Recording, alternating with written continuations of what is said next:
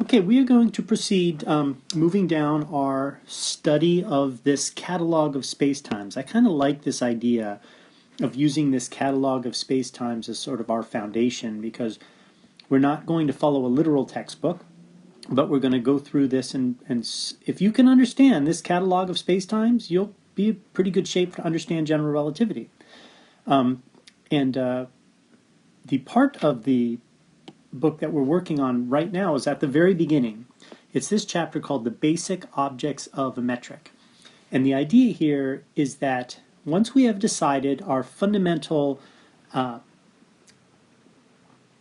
axioms of general relativity, where we decided that space-time is modeled with a manifold, which is four-dimensional, with a Lorentzian metric, which means a metric of signature, in our case, -2. It could be +2, but we're going with a -2 convention, which under the basic assertion of the Einstein equivalence principle, at every given place in space-time we can find a coordinate system where the metric is 1, -1, 1, 1, 1, and furthermore that the metric coefficients have a 0 first partial derivative, meaning g mu nu, the first partial derivative, equals 0, which is the same as saying the partial derivative delta g mu nu equals 0, which is the same thing as saying d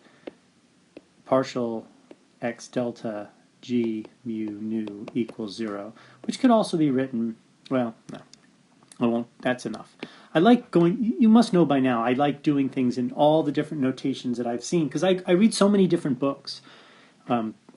Not so much anymore, but I certainly used to read a lot of different books, and the first part of it was just sort of rejiggering the notation in your head. And so I like to track all the different notations. This one here, by the way, sometimes you'll see that as dx delta g mu nu. I've even seen that. Anyway, but once we've established that our space-time is a manifold that has this ability, has this property that at any point there is a coordinate system that is like this, right? That's the Einstein equivalence principle laid into the manifold. Then in order to proceed and to produce physics, we have to understand derivatives, and that means we have to have some kind of connection, which we've introduced through this notation, mu, nu, lambda. And look how they do this, their notation for this. Let me see if I can blow it up. I'm going to blow this up a little bit. Look right here at their notation for the Christoffel symbol of the second kind, which we have called the connection. Notice that gamma, the mu, is right above the nu lambda. They did not write it gamma mu nu lambda with some kind of space right here. Many textbooks do. In fact, most textbooks do. But the catalog of spacetime, I think correctly, has made the choice not to do that. Now, the reason that they don't do that is because this object is not a tensor. The sequence of those indices is irrelevant. It is simply there as we could design this object any way we want, and in fact it has been designed many ways. There's a symbol where you have an A, B, and a C like this, and it's literally a symbol like, you know, just drawn literally this way. 2 braces and 3 numbers, and those numbers are indices, and that is the value of one of these Christoffel symbols.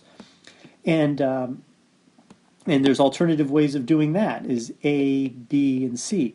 And it's just a choice of how you want to make the notation look for these connection coefficients. The point is that we're choosing how to design this. When we do the tensors, right, when we have like G is a tensor, right, and in this case G mu rho, because we know it's a tensor, we have established its property such that we know that we're going to have a tensor product like this next to it, and this is the component. Let me draw it a little bit better. G mu rho. We know that this component implies this hidden implied tensor product, and these are the coordinate basis vectors of our manifold. So when you see an index on something that you know to be a tensor, it drags in a lot of implied information. In this case, when you see an index, it's not so much, right? There's no structure. There's nothing that you add on to the back end of a connection coefficient. In fact, if you look at this, it should be obvious, right? This contracts with the row, right? And what are you left with? If you have this up index, right? So that matches there, and then you have two down indices which match here. You would think, okay, well that sounds like a tensor, but of course you have these partial derivatives that are not covariant derivatives. So we just did that whole darn lesson. A partial derivative that's not covariant derivative doesn't mean anything. It's, well, it can be taken. It just is not tensorial. So you know that these objects in here are not tensors just because the derivatives that they're dealing with are regular partial derivatives. My notation would be a line, by the way. I would have a line here like that instead of the comma. But let me just leave it the way the catalog is doing it. So immediately you know this isn't a tensor. And in fact, this whole thing has to be evaluated at a point, and therefore you know that it is a number. Now, also the other thing to remember about this catalog is that everything is a field. Everything is a tensor field. So this, and we don't write, they stopped writing tensor fields, but G rho nu is a function of space-time. G rho lambda is a function of space-time. And likewise, you take the first derivative of a function of space-time. You wouldn't be able to take a derivative, right? Unless it was a function of space-time, you wouldn't be able to take a derivative with a space-time index. But that also means that this, too, is a function of space-time. And this could easily be written gamma mu nu lambda function of space-time. And so these are the things we have to keep in mind as we go through what I'm about to do next, which is we're headed now in the direction of deriving this relationship here, which involves a symbol that we haven't seen before, right? This symbol here is not the same as that symbol there. Obviously, they're very closely related. And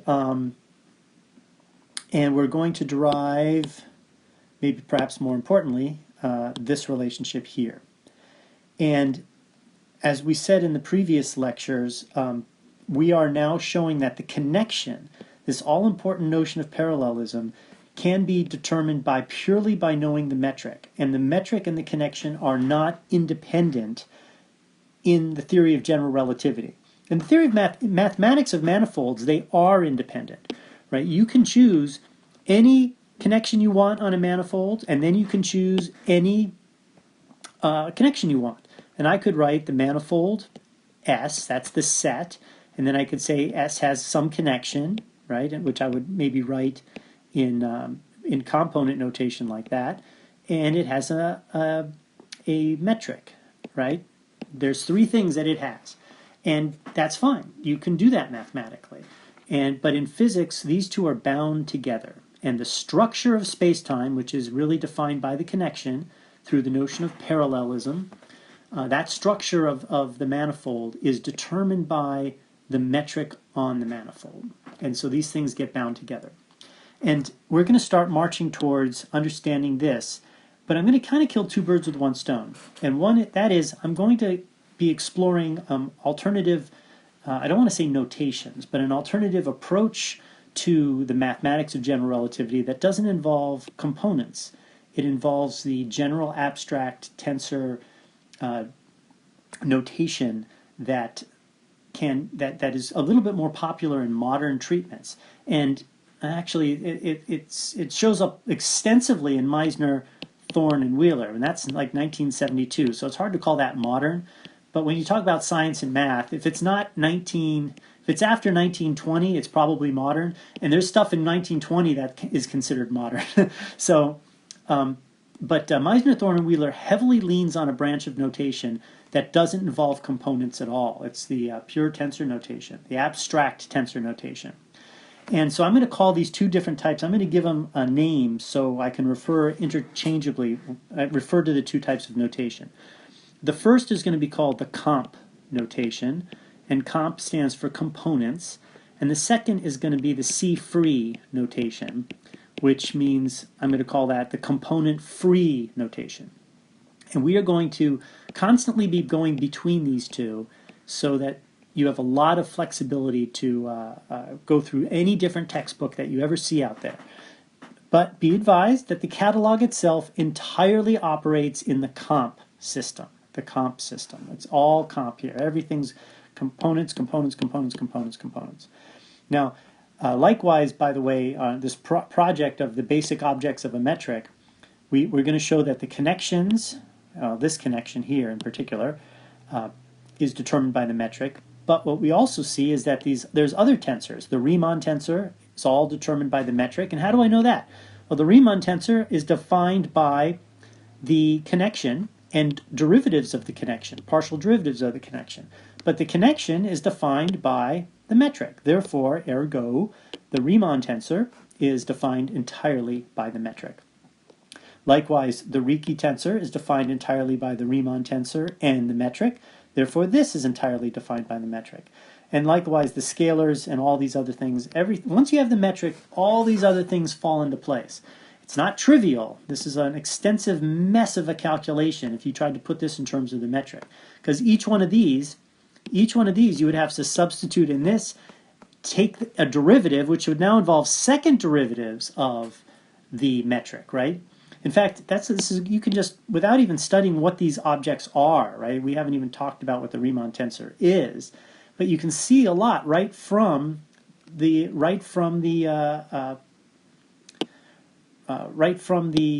catalog itself. You can see right away that the connection involves the first partial derivatives of the metric, right? And you can see that the Riemann tensor, evidently, is a combination of the connection. But this is a tensor. So it shows you that this combination, even though this is not a tensor and that's not a tensor, this combination, this isn't a tensor, this isn't a tensor, this isn't, and this isn't, this combination is in fact a tensor. And what that always means is that the non-tensorial part, that means if you transform this from one coordinate system to another, it wouldn't transform like a tensor. But the part that's left over that makes it non-tensorial, all of it must cancel. And in fact, if you multiply these two together, this must be a tensor, right? Because you're adding terms, so that must be a tensor and that must be a tensor. So there's a beautiful cancellation here, and what's left over, in fact, is a tensor. But these guys here involve first derivatives of the connection, which they must involve second derivatives of the metric. Now, I've already explained that based on the Einstein equivalence principle, the first derivatives, there's always a coordinate system where the first derivative vanishes at a certain point, right? Remember, this is a function of space-time, so when I say it vanishes at a certain point, I mean there is a point in space-time. I guess I could do it this way, where I could write, whoops, this is a function of space-time, and if I put that function at a certain point p, it equals 0. Sometimes what we do is you write this equal sign, you would put a dot up here, and that dot means it equals 0 in a specific coordinate system, right? Without that dot, I'm saying the metric is 0. The first derivative of the metric is 0 everywhere, right? If I just wrote g mu nu delta equals 0, that's telling me that in all coordinate systems, the metric is 0. And in this case, it would be at every point in space-time. So just by looking at this notion of just looking at this page alone is teaching us something, because what I can say here is that even if I use a coordinate system that's flat at a specific point, right? If I evaluate this tensor at a specific point, right? These are components that are a function of space-time. I put in that space-time point, and I can evaluate this as a number. Or I can evaluate, for example, I can evaluate R0, 1, 1, 2, right? There's a component of the Riemann tensor I could evaluate at the point x, right? Well, there's no guarantee that all of these will be 0, even in this special coordinate system where the metric where the first derivative of the metric is 0, because now I'm taking the second derivative of the metric, and there is no guarantee by the Einstein equivalence principle that the second derivative of the metric, right?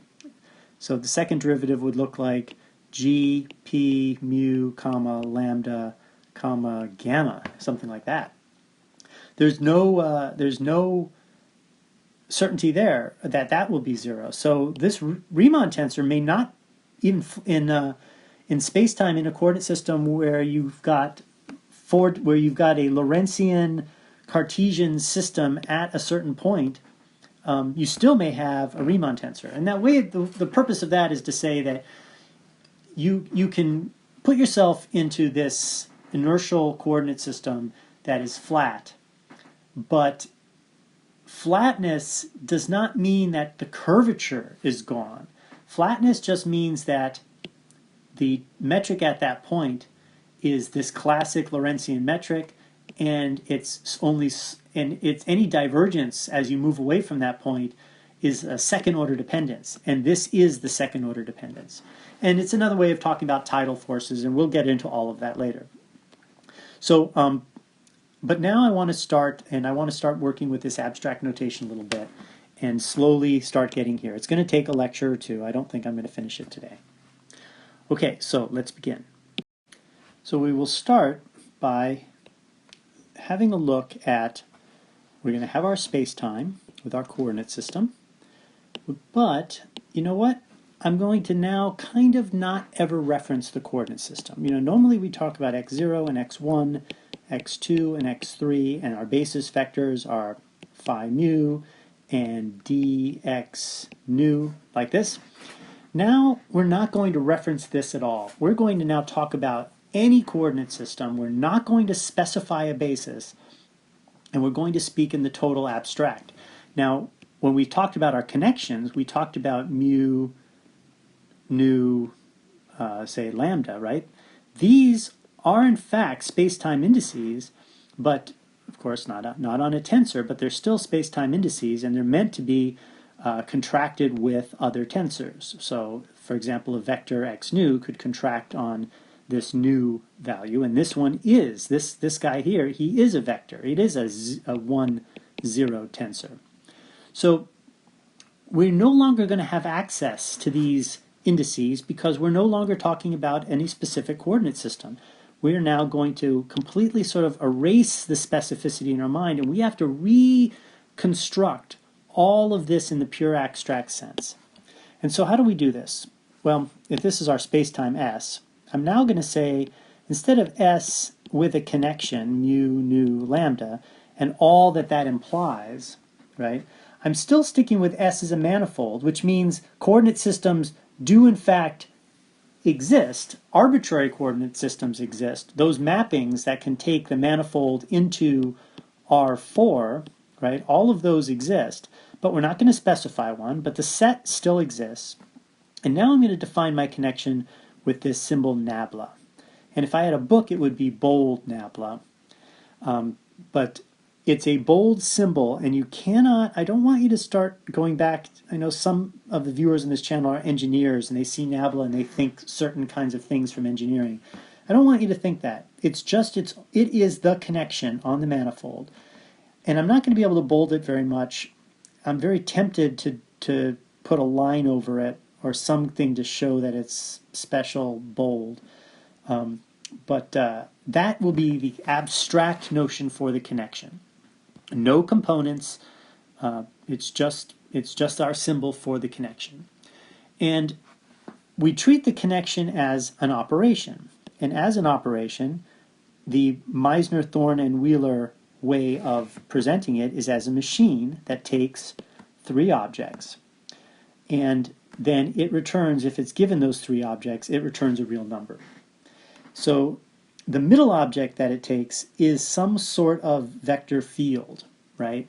So I might say, I'll call it a vector field A of x. Now A is a vector field. Again, we're devoid, we have no coordinates, so I don't want you to confuse this with the components of a vector field, but of course if I have no indices on it, how can you make that confusion? I'll try to bold it out, but I'm going to put a little arrow on it. The way you know it's a vector field is I'm explicitly showing its space-time dependence. But then on top of that, it's also going to have another vector, b. But b is not a vector field. It's a vector located at a certain point, right? So b at some point p. Now b could be a vector field, but all we are interested in is evaluating this. This will give us a real number if we fill in all the slots, but we have to do it at a point p. The middle slot actually takes a vector field though.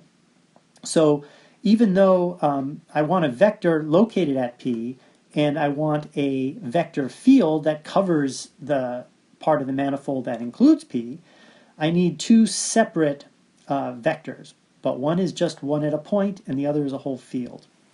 And then in the first spot, I have some kind of form. This is going to be a one form, omega. And again, it's just a one form that's located at p. And if I get all of this down, then I have a real number.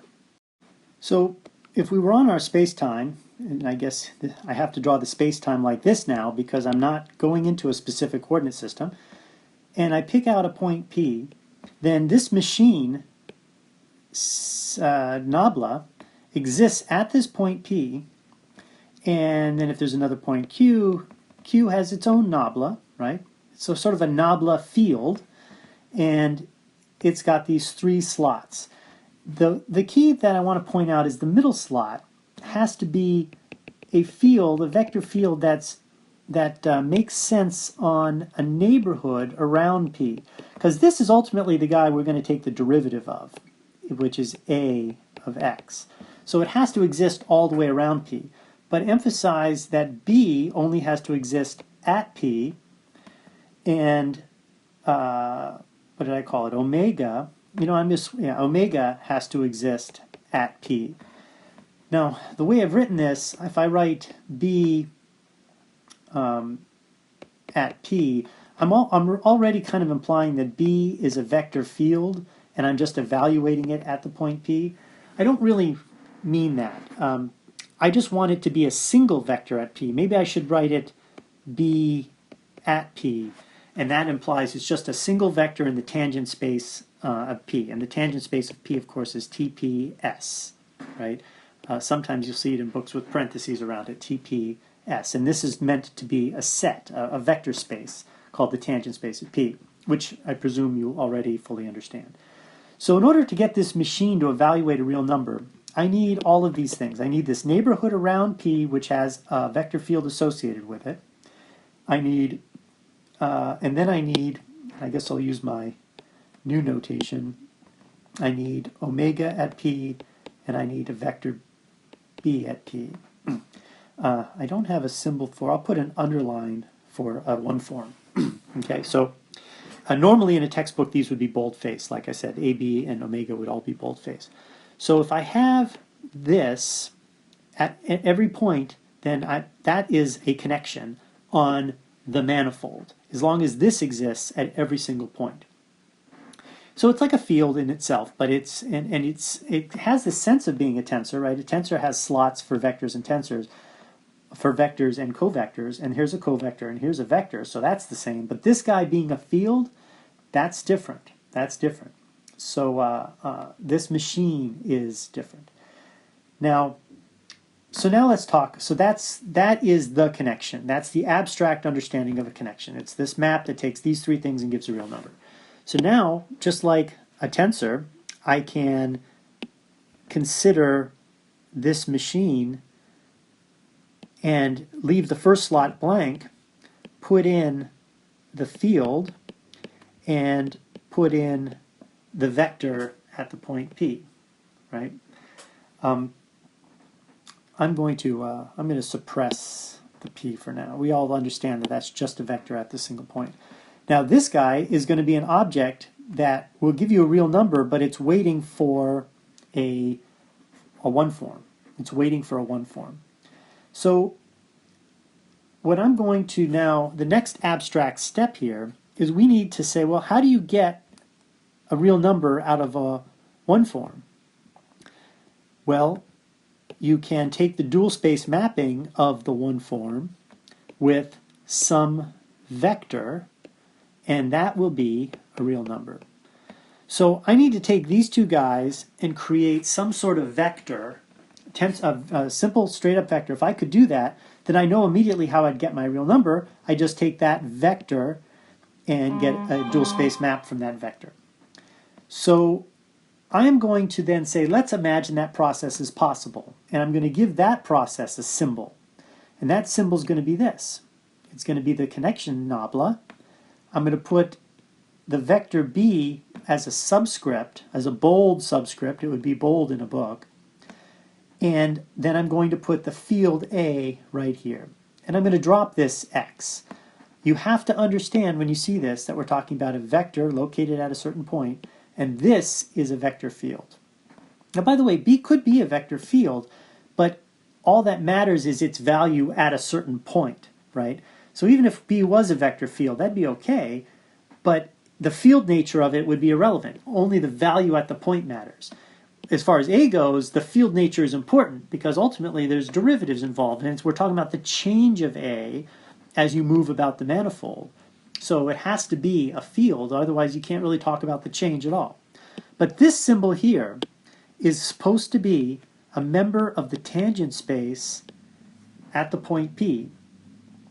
And then whatever that, so this is a vector, right? So in principle, if I was to switch this to the component notation, and I called this vector, say I gave the vector a name, I called it x, right? Then I would be able to write that the vector x equals x alpha partial alpha.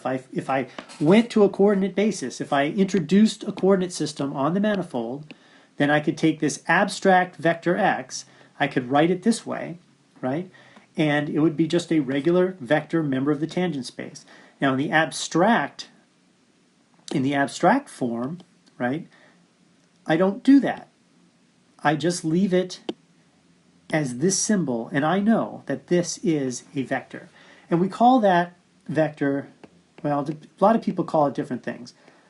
The covariant derivative of A in the direction B. That's one of the things you could call that, right? The directional covariant derivative is another way. And so now once I have that, the way I create my real number is I put it here. And voila, it's a real number. Now, of course, I've in true abstract form, I haven't come up with a prescription of how to calculate this, right? But I'm now proposing that I can, that if we could use it in this fashion to get the real number. And if we could create a vector out of a vector field and this vector that's appropriate, then we would have a fully understood connection on the manifold. So now we need to talk about this guy. We've boiled down the conversation to this guy. So let's talk about that. Okay, so we are working on understanding this expression. And of course, these are bold-faced symbols, and this is a function on the space-time. And like I said, B could be a function on the space-time as well, but we're only interested in B at a certain point. And we're going to interpret this as how rapidly is the vector field A changing along a curve, right? So there's some curve involved. Along a curve, we'll call that curve gamma of, say, tau, where tau is the parameter for the curve. Along a curve where the curve has a tangent vector at the point P where that tangent vector is b. So along this curve has a tangent vector at P, and that tangent vector is B. And we are asking, how is A, the field A, changing? And you might say, okay, well, here's A at P, and here's the field A at Q. And the question is how much is that curve changing? How much is that vector field changing along this curve? And the tangent at that curve is B.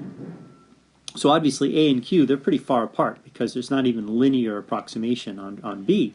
But the idea is B is tangent to some curve. And it reflects the magnitude that curve is changing, right? The value of how fast the point on the manifold is changing with respect to the parameter. That would be the magnitude of B. And the direction of B somehow indicates how the new coordinates at tau plus delta tau are going to be related to the old coordinates of P.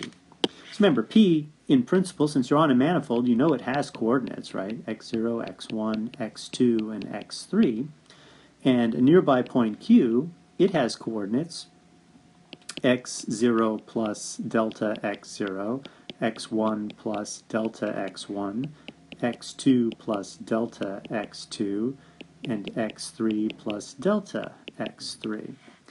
And it's these deltas that are really fundamental to the concept of how fast A is changing, because A at P is A at x0, x1, x2, and x3. Remember, it's a manifold, so I can always do that. And A at Q will always be x0 plus delta x0, x1 plus delta x1, etc., etc. Now, I'm violating this notion of the totally abstract idea because of the abstract notation, because here we actually have to go into a coordinate system.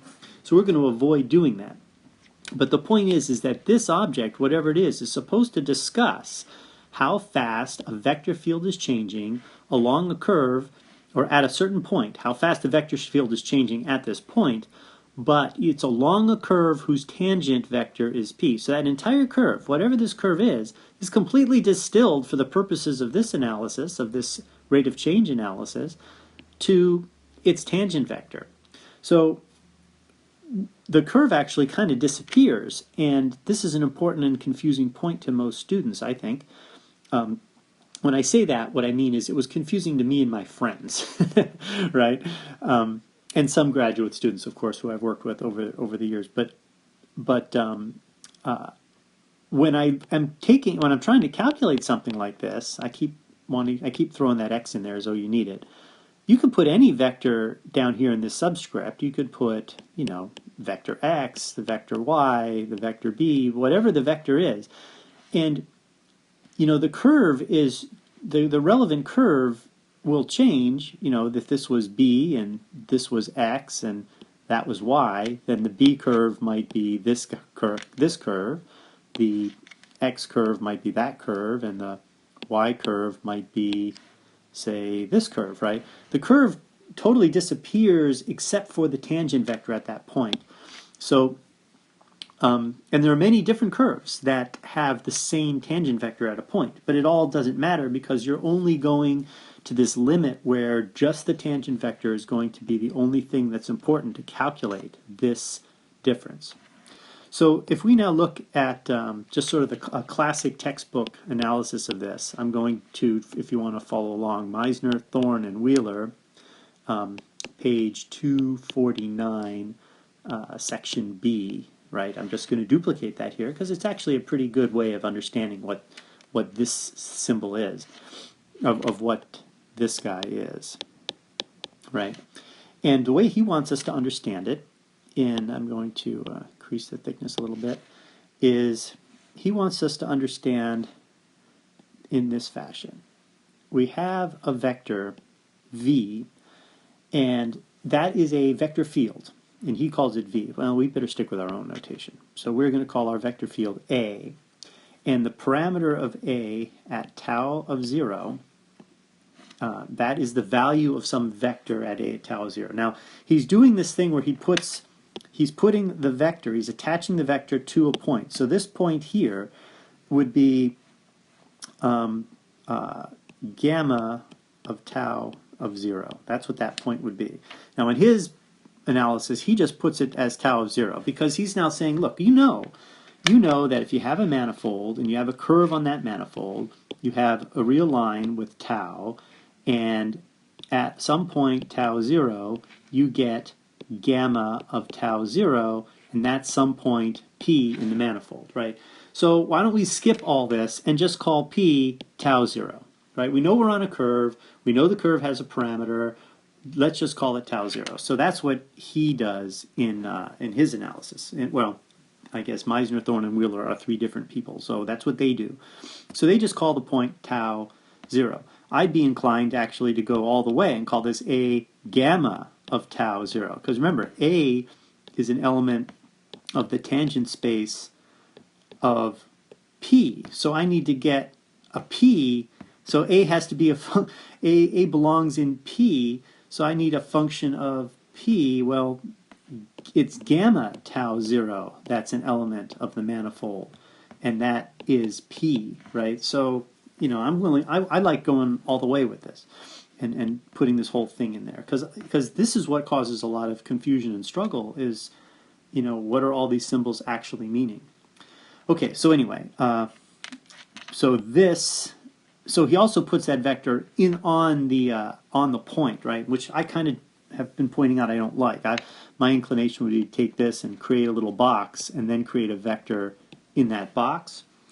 But you're just going to have to do that in your head because that's not how Meissner, Thorne, and Wheeler does it. So anyway, so now they talk about we want to understand the rate of change of this thing. So we're kind of looking for this notion of dA d tau, right? As this parameter changes, as we move along this curve, right?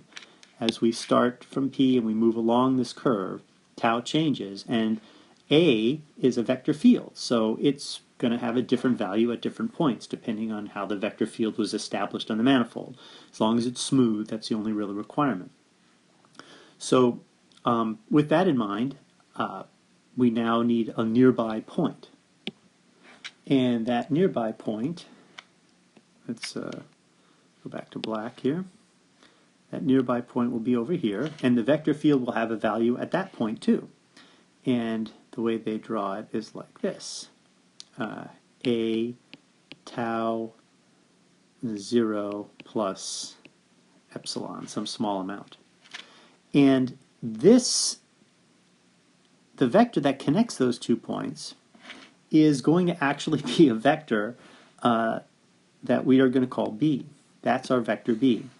Now, the idea is here we have this is part of that awkward problem, right? We have 2 points in the manifold. This is what we're calling, well, this is now gamma tau 0 plus epsilon, right? That's that point. So we would call this point P and say this point Q, right? And they're both along this curve. Well, the point is that you're kind of, what you're now saying is that this point on the curve is so close to this point that we can literally use the components of this vector to change the coordinates of this point P into the coordinates of that point Q. You know, we're taking a limiting procedure where Q and P are so close together that B can be treated as a linear exchange, a linear change in the coordinates themselves, and you know that is that's fine actually in one sense because of the Einstein equivalence principle, right? The Einstein equivalence principle says that there is a coordinate system out there where this is all flat space-time, and in flat space-time you can actually embed these vectors inside the manifold. So there's a, you could think about it that way, but the point is that this small difference is completely captured by just the tangent vector on the curve. So the curve itself, you're kind of imagining, does this. It's like whoop, and then it's pretty much like that. It's that close.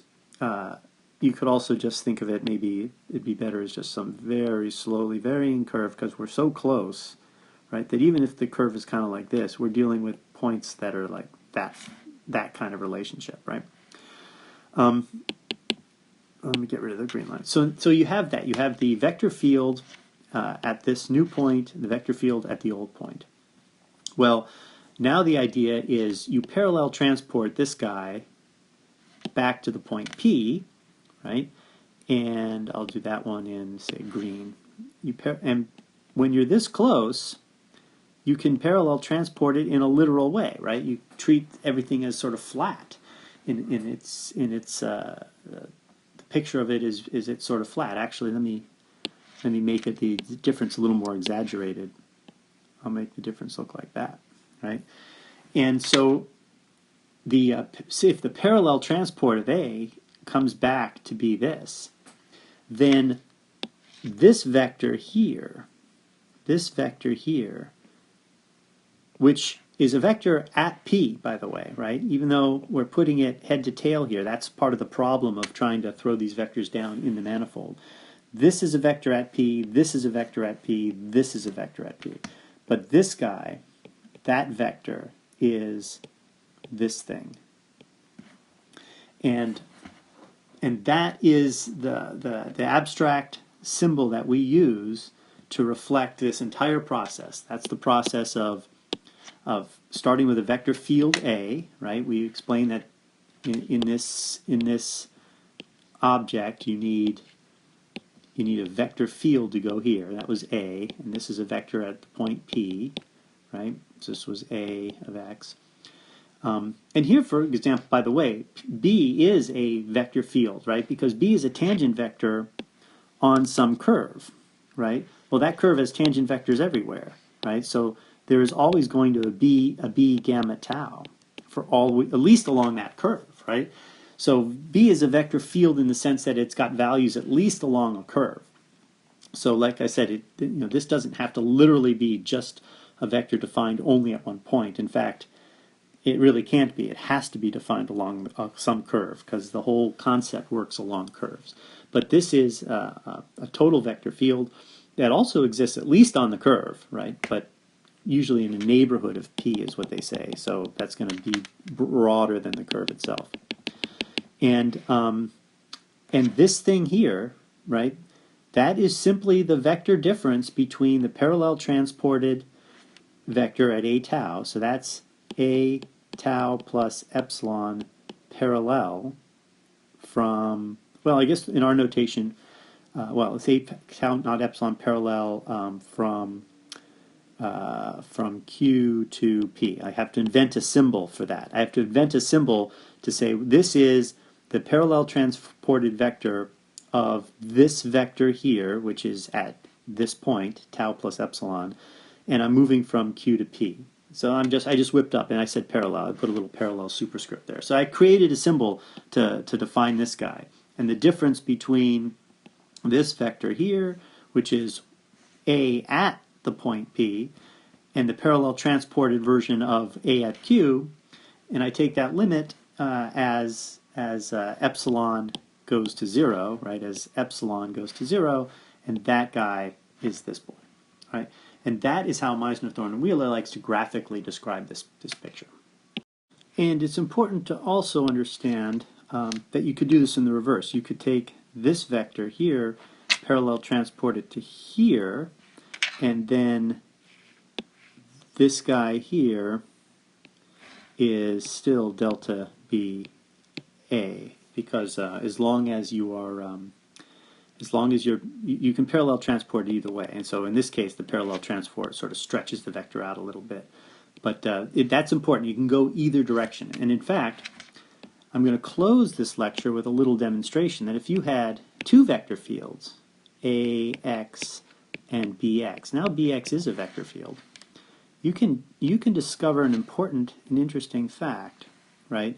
You start with A of tau 0 here, and you can parallel transport it. Let's say this is tau 0 plus epsilon to here, right? And then this is A of tau 0 plus epsilon, like that. So then this vector here is nabla BA, right, where this is a little bit of B, right?